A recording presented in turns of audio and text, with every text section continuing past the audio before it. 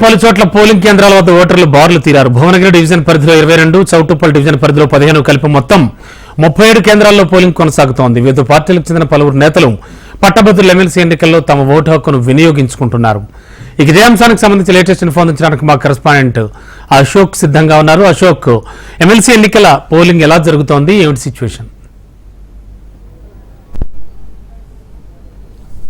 Ramana, Warangal, Khammam, Nalgonda graduate MLC ఉప ఎన్నికకు సంబంధించి పోలింగ్ అయితే ప్రశాంతంగా కొనసాగుతుంది. 1-2 చోట్ల మాత్రం కొంత ఉద్రిక్త పరిస్థితి నెలకొన్నాయి. నార్కట్పల్లిలో స్వతంత్ర అభ్యర్థి అశోక్ గౌడ్ను ఏదైతే కాంగ్రెస్ పార్టీ శ్రేణులు అడ్డుకున్నాయో దీనిపై పోలీసులు కంప్లైంట్ చేశారు. వెంటనే జిల్లా ఎస్పీ, రిటర్నింగ్ అధికారి కూడా దీనిపై స్పందించారు.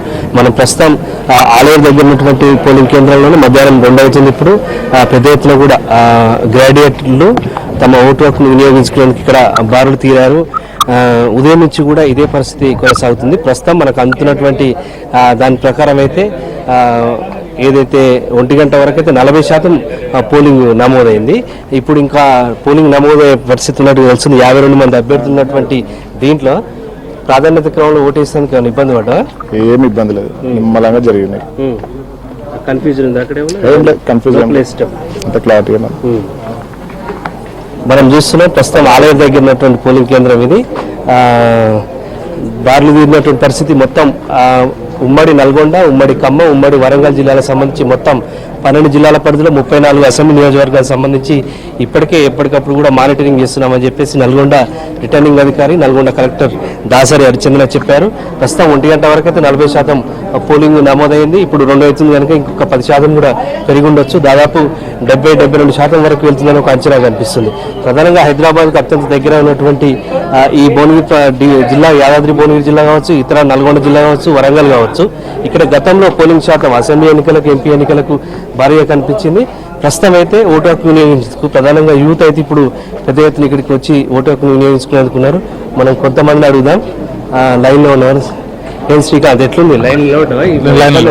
ఏమి ఇబ్బంది అంటే ఉందన్న, ఇక పొద్దు నుంచి ఇబ్బందికరంగా ఉంది. ఇబ్బంది ఉందా? ఇబ్బంది ఉందన్న, మంచిగా ఉంది. మనం చూడొచ్చు ప్రతి పోలింగ్ బూత్ లో కూడా రమణ ఏదైతే ఇప్పుడే పెద్ద ఎత్తున కూడా అంటే లంచ్ చేసిన తర్వాత ఓటర్లు తమ ఓటు హక్కును వినియోగించుకుంటూ గ్రాడ్యుయేట్ ఓటర్స్ పోలింగ్ కేంద్రాలకు చేరుకుంటున్నారు. బయట కూడా 52 మందికి సంబంధించినటువంటి అభ్యర్థులకు సంబంధించిన లిస్టు కావచ్చు, ఒక్కొక్కరు 52 ప్రాధాన్యత ఓట్లు వేస్తున్నారు, ఒక్కొక్కరు ఒకరికి ప్రాధాన్యత ఓట్లు కేటాయిస్తున్నారు. సో పోలింగ్ శాతానికి సంబంధించి ఇంకా పెరిగే అవకాశం గత ఎన్నిక కంటే ఈసారి ఉప ఎన్నికలో పెరిగే అవకాశం ఉందని చెప్తున్నారు.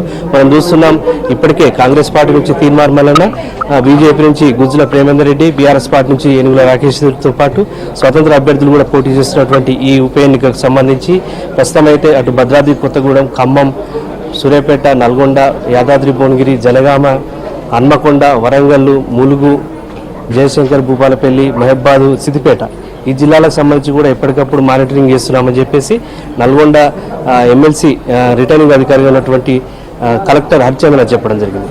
ఏది ఏమైనప్పటికీ కూడా ప్రస్తుతం జరుగుతున్నటువంటి ఈ ఉప ఎన్నిక సంబంధించినటువంటి పోలింగ్ చూస్తే సాయంత్రం వరకు 4 గంటల వరకు అవకాశం ఉంది. 4 గంటల 100 మీటర్స్ లోపలికి వచ్చిన తర్వాత ఎవరైనా కూడా ఓటు హక్కు వినియోగించుకునేందుకు అవకాశం కల్పిస్తామని చెప్పేసి ఇప్పటికే రిటర్నింగ్ అధికారి స్పష్టం చేశారు. రమణ, ఓకే.